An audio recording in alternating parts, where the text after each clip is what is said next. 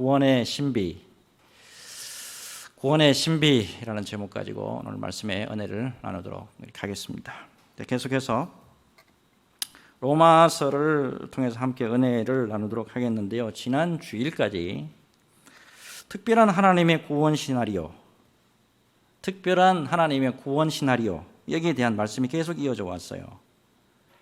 하나님을 잘 몰랐던 이방인들을 통해서라도 끝까지 이스라엘을 회복시키고자 하시는 하나님의 마음, 아울러 이방인들도 구원에 들어오도록 넓은 품으로 품어주신 하나님의 모습, 이거 다 발견할 수가 있었어요.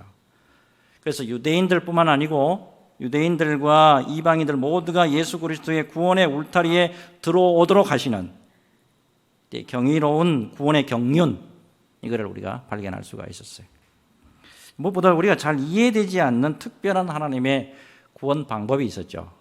자, 지난 주일 말씀 가운데 참 감람나무, 그 다음에 돌 감람나무 말씀 나왔죠.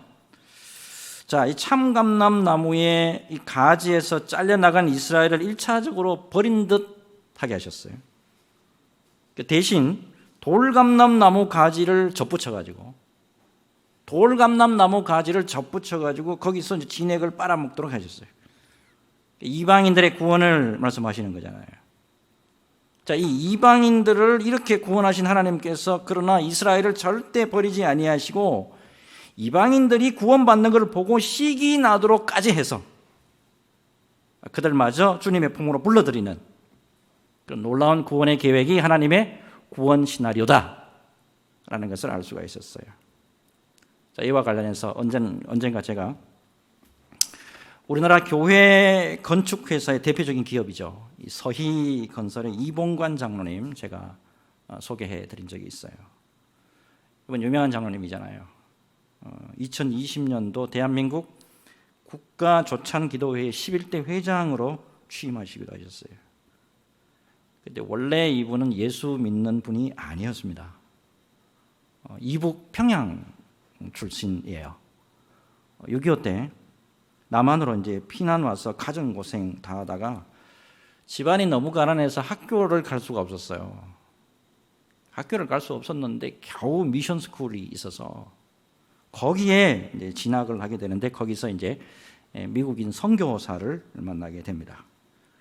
그 선교사로 말미암아서 예수를 믿게 됐고 후에 이제 귀한 일들을 많이 하셨는데 이분을 통해서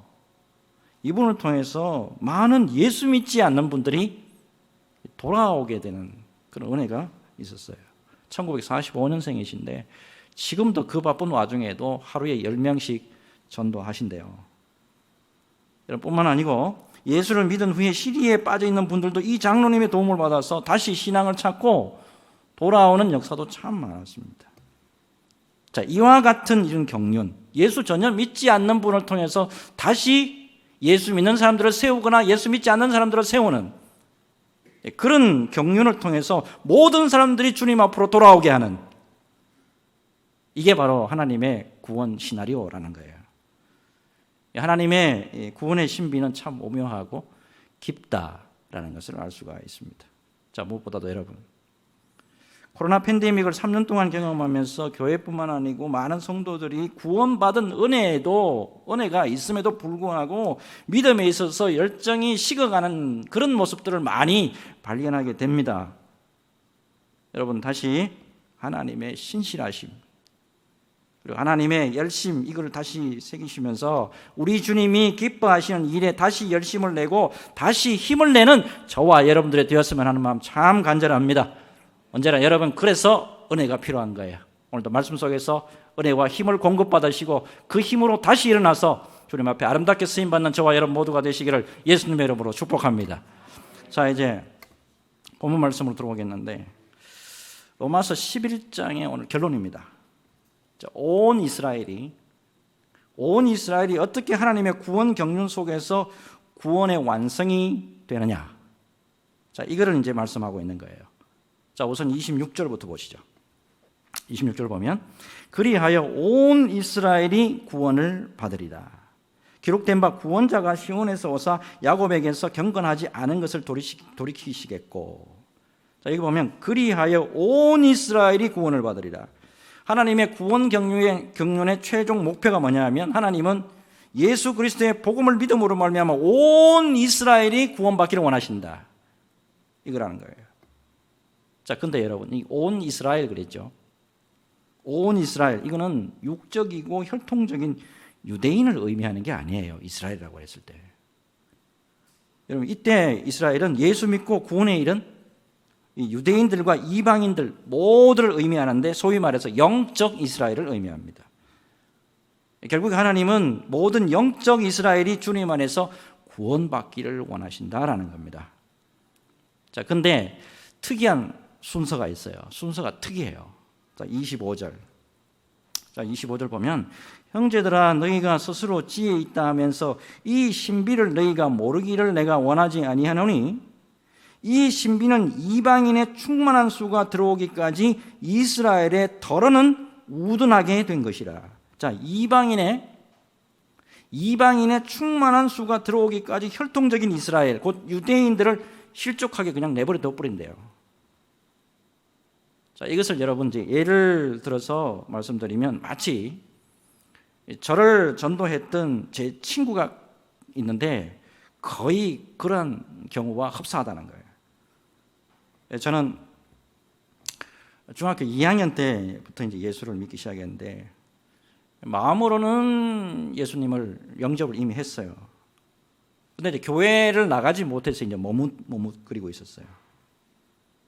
네, 그때 이제 저를 이제 교회로 인도한 친구가 있었는데 소위 모태 신앙을 가지고 있었던 친구예요. 근데 이제 이 친구가 이제 저를 교회에 인도할 때만 해도 그 친구의 가정이 참 편안했습니다. 모든 것이 평탄했어요. 근데 고등학교 3학년이 이제 됐을 때 급속도로 집안이 기울어요. 그래서 대학도 못 가고 집안에 막 우한마저 겹치게 되는데 결국에는 실망하고 좌절하더라고요. 결국에는 집까지 나와버리더라고요. 굉장히 오랫동안 방황했고 믿음이 완전히 바닥을 치더라고요. 근데 저는 그 친구보다도 훨씬 못한 믿음을 가지고 있었던 사람입니다. 근데 그 친구 눈앞에서 제가 신학대학교를 들어갑니다. 대학원을 3군데를 졸업합니다. 그리고 목사가 돼서 사명을 잘 감당하고 있더라는 거죠. 자, 문득이나 그 친구가 저를 보면서 자신의 처지를 보게 됩니다. 내가 어쩌다가 이렇게 됐지? 내가 바로 저 친구를 인도한 장본인인데 내가 오히려 저 친구보다 더 믿음에서 지금 떨어지고 있다 이 말입니다. 결국 그 친구가 저를 보고 다시 정신 차리고 주님의 품으로 돌아옵니다. 그래서 지금 나름대로 신앙생활 잘 감당하고 있어요. 자, 하나님은 이런 비슷한 원리예요. 이런 비슷한 원리로 유대인과 이방인들 모두를 구원하시고자 하시는 시나리오를 가지고 계시다는 거예요. 자, 이어서 이제 특이한 표현이 계속 나오는데 지금부터가 이제 문제예요. 여러분, 로마서 11장을 이해하는 가운데서 지금부터 말씀을 잘 이해를 하셔야 하나님의 구원 경륜, 하나님의 구원 계획이 어떻게 완성되어 가느냐 이걸 이해할 수가 있습니다. 자, 28절, 29절부터 보겠습니다. 자, 우리 같이 천천히 읽어볼게요. 여러분, 이거 천천히 읽어보셔야 이해가 되지 안 그러면 빨리 읽으면 무슨 이 말씀인지 몰라요. 자, 같이 천천히 읽겠습니다. 시작. 복음으로 하면 그들이 너희로 말미암아 원수된 자요, 택하심으로 하면 조상들로 말미암아 사랑을 입은 자라. 하나님의 은사와 부르심에는 후회하심이 없느니라. 자, 28절에서 복음으로 하면 그들이 너희로 말미암아 원수된 자요, 택하심으로 하면 조상들로 말미암아 사랑을 입은 자라 했습니다. 자, 질문 드려볼게요. 이때 그들이 나왔어요. 빨간 글씨. 그들이 누구를 가리키는 걸까요? 유대인들입니다.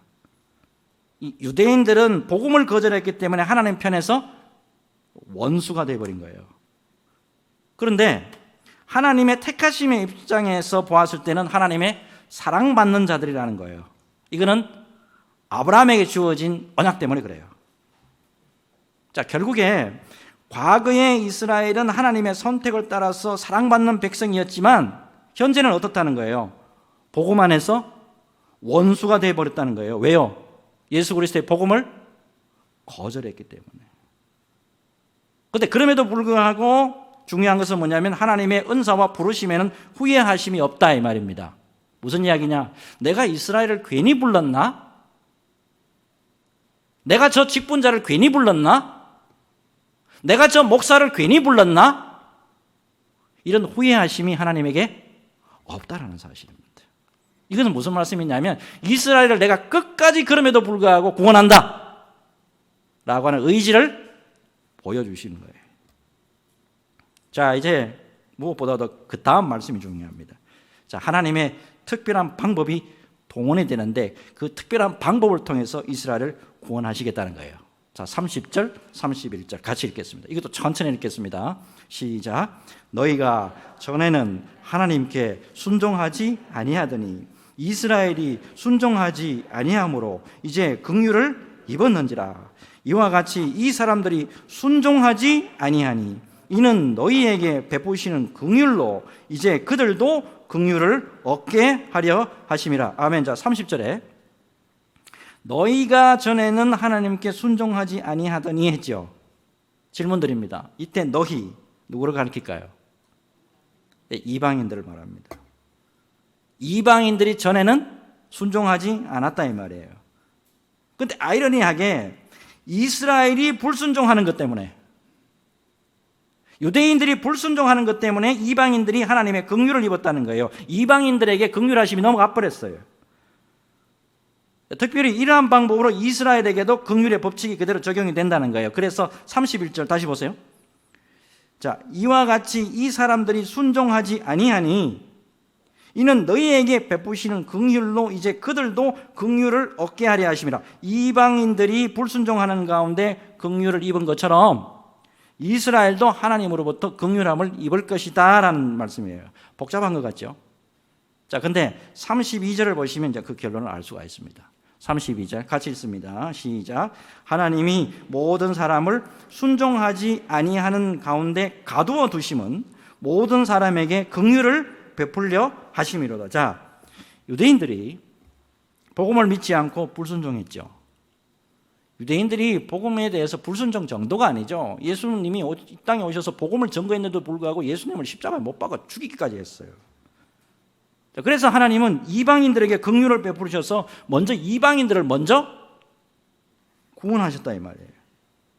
그런데 이 상황들을 보고 유대인들이 마음이 불편한 거예요. 우리가 먼저 선택받았는데, 우리가 먼저 부름받았는데, 우리가 먼저 이 교회에 먼저 왔는데, 우리가 먼저 하나님의 말씀을 받았는데, 야, 어떻게 보니까 우리에게 먼저 구원이 임하는 게 아니고 어떻게 이방인에게 먼저 가나? 질투가 난다 이 말이에요. 그래서 우리도 예수 믿고 구원받아야지. 자, 이렇게 불순종했던 유대인들이 다시 하나님의 긍휼의 품으로 돌아온다는 거예요.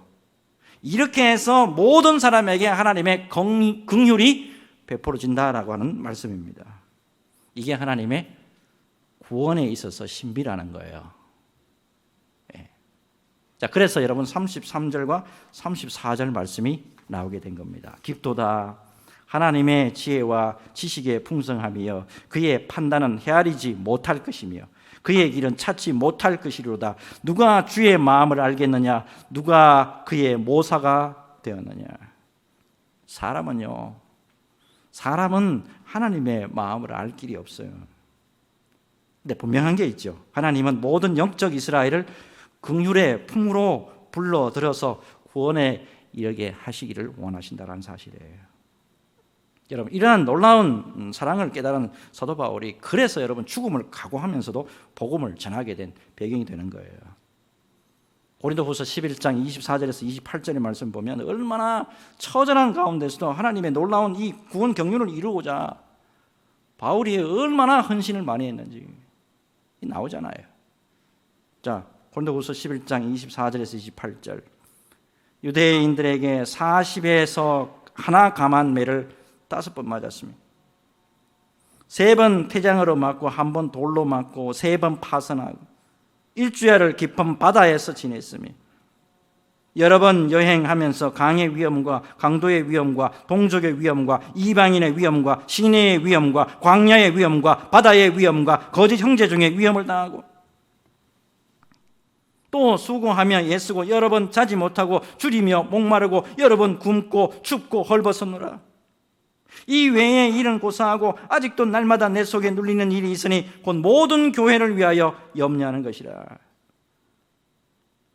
복음을 위해서 엄청 고난을 많이 받았어요. 그럼에도 불구하고 아직도 교회를 향해서 눌린대요. 하나님의 마음과 사랑과 긍휼을 발견하게 되면 이런 고난이 있어도 하나님을 신뢰하고 영혼 구원을 위해서 정말이지 최선을 다할 수밖에 없게 된다 이 말입니다. 여러분, 하나님의 구원 역사 이게 참 신비롭습니다. 말씀을 준비하는 가운데 오연의 찬송가 258장이 어떻게 작사됐는지를 보고 참 은혜를 받았어요. 찬송가 258장 이거잖아요. 샘물과 같은 보혈은 주님의 피로다. 이 찬송이에요. 자, 이 찬송 누가 작사를 했냐면 윌리엄 카우퍼라는 사람입니다. 18세기와 19세기를 살았던 사람이에요. 어떻게 보면 겉으로 보면 어때요? 멀쩡해 보이죠. 굉장히 건강해 보이죠. 근데 여러분, 이분이 이제 아버지가 성직자였고 어머니가 이제 왕족 출신이었어요. 근데 이분이 허약한 몸과 소심한 성격 탓에 사회 활동을 거의 못했다고 합니다. 법률 공부를 해가지고 변호사가 됐는데요. 법률 공부해가지고 변호사가 됐는데 우울증 때문에, 그리고 심한 무대 공포증, 남 앞에 서지를 못해요. 변호사가. 그래서 아예 법정에 한 번도 서지를 못합니다. 무엇보다도 6살 때 어머니가 돌아가셨는데 그것 때문에 늘 마음에 상처가 있었고요. 약한 체질로 인해서 육체의 고통이 심했고 이 심한 우울증 때문에 정신적으로 늘 괴로웠대요. 그래서 그런지 모르지만 영적으로도 너무 약해져가지고 못난 이 나 자신 바라보니까 나 같은 사람은 구원 못 받았어. 이거 내가 구원 받았다면 이렇게 내가 우울증에 걸릴 수가 있고 이렇게 내가 심하게 아플 수가 있나. 구원의 확신조차도 없어집니다. 그래서 급기야 자살까지 시도합니다. 장작 자살을 4번까지 실시합니다. 그리고 정신병원에 신세까지 쳐요. 자, 그런 어느 날에 로마서 3장 23절에서 25절을 읽고 이 사람이 깨우칩니다. 자, 모든 사람이 죄를 범하였음에 하나님의 영광에 이르지 못하더니 그리스도 예수 안에 있는 속량으로 말미암아 하나님의 은혜로 값없이 의롭다 하심을 얻은 자 되었느니라. 이 예수를 하나님이 그의 피로써 믿음으로 말미암는 화목제물을 세우셨으니 이는 하나님께서 길이 참으시는 중에 전에 지은 죄를 간과하심으로 자기의 의로우심을 나타내려 하심이니. 하나님의 전적인 은혜로 값없이 의롭다 하심을 얻었다라는 이 말씀 통해서 새롭게 예수님을 다시 영접합니다. 그리고 33살이 되던 해에 온전히 주님에게로 돌아가요. 이후에 나 같은 죄인 살리신 이거를 지은 존 뉴턴 목사님을 만나게 되고 그분의 배려로 인해서 시를 쓰게 됩니다. 자, 이분이 특별히 붙잡고 있었던 말씀이 하나 있었는데 그게 스가랴서 13장 1절이란 말씀이에요. 스가랴서 13장 1절에 이런 말씀이 있어요. 그날에 죄와 더러움을 씻는 셈이 다윗의 족속과 예루살렘 주민을 위하여 열리리라. 죄인들을 살리기 위해서 거룩하신 하나님이 화목제물이 되신 사건, 이 십자가 사건으로 말미암아 나 자신이 다시 살아날 수 있었구나. 하나님의 전적인 은혜로 말미암아 나같이 이렇게 어렵게 사는 사람이 주님으로 말미암아 살아나게 되었구나. 깊이 깨닫고 은혜의 시를 쓰기 시작합니다. 샘물과 같은 보혈은 주님의 피로다. 보혈의 죄를 씻으면 정하게 되겠네. 이게 1절이에요. 저 도적 회개하고서 보혈에 씻었네. 저 도적 같은 이 몸도 죄 씻기 원하네. 2절이에요. 3절, 죄 속함 받은 백성은 영생을 얻겠네. 샘 솟듯하는 피 권세 한없이 크도다. 4절, 날 정케 하신 피 보니 그 사랑 한없네. 살 동안 받는 사랑을 늘 찬송하겠네. 5절이죠.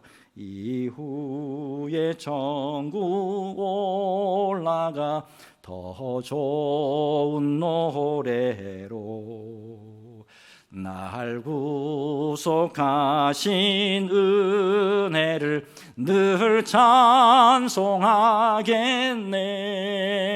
늘 찬송하겠네.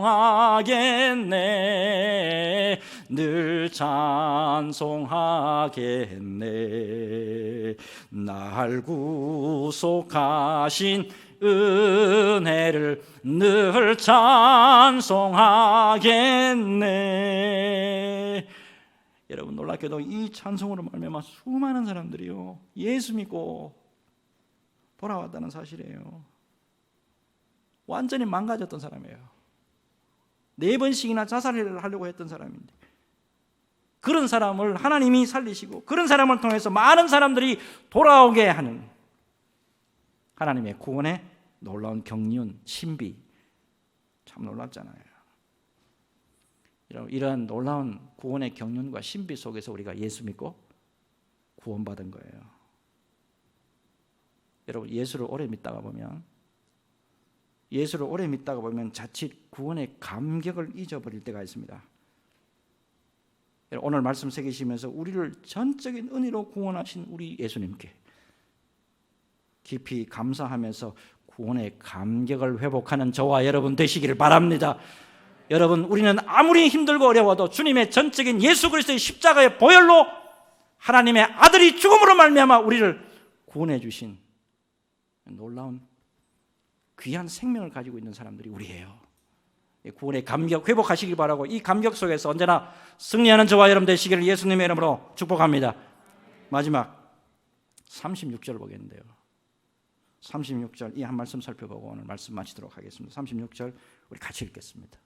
같이 읽습니다. 시작. 이는 만물이 주에게서 나오고 주로 말미암고 주에게로 돌아감이라. 그에게 영광이 세세에 있을지어다. 아멘. 한 번 더 시작. 이는 만물이 주에게서 나오고 주로 말미암고 주에게로 돌아감이라. 그에게 영광이 세세에 있을지어다. 아멘. 여러분, 이 말씀은 하나님이 모든 만물의 기원이 되신다라는 뜻도 있고요, 특별히 하나님이 바로 이스라엘과 이방인들의 구원의 동인이 되시고 완성자가 되신다, 구원의 완성자가 되시는 우리 하나님, 여기에 대한 말씀이기도 합니다. 여러분, 특별히 우리 인간과 세상이 도저히 이해할 수 없는 지혜와 지식이 우리 하나님에게 있다는 걸 우리가 살펴봤죠. 그 깊이와 넓이는 우리 인간이 감히 헤아릴 수가 없습니다. 자, 이렇게 이제 하나님이 구원의 이 경륜을 따라서 하나님의 뜻을 그렇게 이루어 가실 거예요. 하지만 여러분, 하나님이 다 이루실 거니까, 하나님이 다 아시니까, 하나님이 다 이룰 것이니까 그냥 우리는 가만히 있으면 되는 걸까요? 여러분, 모든 영적 이스라엘이 구원받기를 원하시는 것이 우리 하나님의 뜻이라는 거 26절에서 이미 확인했습니다. 여러분, 무엇보다도 우리가 로마서 11장을 살펴보면서 하나님의 마음을 우리가 깨달아야 돼요. 모든 영혼들이 주님에게로 돌아오기를 간절히 바라는 우리 하나님의 마음이에요. 모든 인생들의 구원을 향하신 이 하나님의 뜻을 생각하면서 우리가 하나님의 손이 되어드리고 우리가 하나님의 발이 되어드려서 열심히 뛰면서 하나님 앞에 영광 돌려드리는 저와 여러분들이 되어야 될 줄로 믿습니다. 오늘 말씀 준비하는 가운데 짧은 칼럼을 하나 읽었는데요, 하나님의 참 구원 섭리가 얼마나 신비한지 다시금 마음에 다가오더라고요. 한번 들어보시기 바랍니다. 1858년에 미국 보스턴의 어느 교회입니다. 어느 교회에서 주일학교 어느 교사가 구두방에서 일하고 있는 어린아이예요. 구두방에서 보조로 일하고 있는 어린아이, 이 어린아이 하나에게 하나님의 말씀을 가르쳤어요. 이 아이가 자라서 놀랍게도 그 교회의 주일학교 교사가 됩니다. 그리고 19세기 말에 미국과 유럽의 영혼들을 다 뒤흔들어내는 세계적인 복음 전도자가 됩니다. 그 학생의 이름이 누구냐 하면 D.L. 무디였어요. 교사 선생님은 이해가 커서 엄청난 복음 전도자 되고 엄청난 목사가 될 거라는 생각지도 못했어요. 근데 한 사람을 그렇게 말씀으로 가르치고 복음으로 가르쳤는데 이 아이가 변해서 엄청난 하나님의 종이 됐어요. 21년이 지납니다. 영국 런던에서 무디가 집회를 하게 됩니다. 이분의 설교에 감동을 받고 회심한 사람이 있었는데 메이어라는 사람이 있습니다. 이 메이어는 후에 이 무디와 함께 설교자로 미국에서 활동하는데 또 이 사람의 설교를 들었던 최퍼만이라는 사람이 또 회심하게 됩니다. 이어서 이 최퍼만이 메이저리그에서 야구 선수로 활동하던 한 선수에게 복음을 전하게 되는데 이 야구 선수가 변해서 복음 전도자가 되는데 세상에 보스턴에서 150만 명에게 복음을 전가하는 놀라운 목사가 됩니다. 그 사람이 빌리 선데이 목사님이에요. 이 빌리 선데이 목사님은 집회에 사람이 많이 모이기로 유명한 분이에요. 그래서 이 빌리 선데이 목사님이 힘이라고 하는 강사님을 모셔가지고 샬롯이라는 곳에서 3주 동안에서 집회를 이제 3주 동안 집회를 열어요. 자, 3주 동안에 사람들이 많이 모여들었음에도 불구하고 회심한 사람, 예수 믿겠다고 손을 든 사람이 놀랍게도 딱 한 사람이 있어요. 그것도 어른도 아니고 12살 어린아이, 사내아이 한 명밖에 없어요. 그래서 이 빌리 선데이 목사님이 굉장히 실망하고 낭망했대요. 근데 이 12살 소년이 자라서 세계 수백만 명에게 복음을 전하고 우리나라까지 와서 수십만 명을 회심시킨 빌리 그레이엄 목사였어요. 하나님의 구원 섭리는 이렇게 역사를 살펴보면 볼수록 신비하다는 생각을 해보게 됩니다. 하나님의 숨은 이 놀라운 구원의 경륜과 신비를 생각하면서 우리 주님이 기뻐하시는 영혼 구원이라고 하는 이 표대를 향해서 열심히 달리는 저와 여러분들이 되어야 될 줄로 믿습니다. 여러분, 로마서를 강의하면서 제가 분명히 깨닫는 게 있습니다. 복음 하시는데요, 복음은 머물러 있을 때가 아니고요, 복음은 전파할 때 더욱 능력으로 나타나는 거예요. 오늘 말씀을 새기시면서 주님 다시 오실 때까지 반드시 주님 다시 오십니다. 주님 다시 오실 때까지 복음 전파를 위해서 하나님 나라에서 귀하고도 존귀하게 쓰임받는 저와 여러분들이 되었으면 하는 마음 참 간절합니다. 우리가 복음을 향해서 뛰고 주님의 기뻐하심을 위해서 뛸 때 하나님의 능력이 우리와 함께 하시고 하나님이 언제나 은혜로 우리를 붙잡아 주실 줄로 믿습니다. 하나님의 은혜와 능력으로 말미암아 끝까지 우리가 이 믿음의 길을 완주할 수 있는 줄로 믿습니다. 이 길에서 언제나 승리하시기를 주 예수님의 이름으로 축복합니다. 축복합니다. 우리 같이 기도하겠습니다.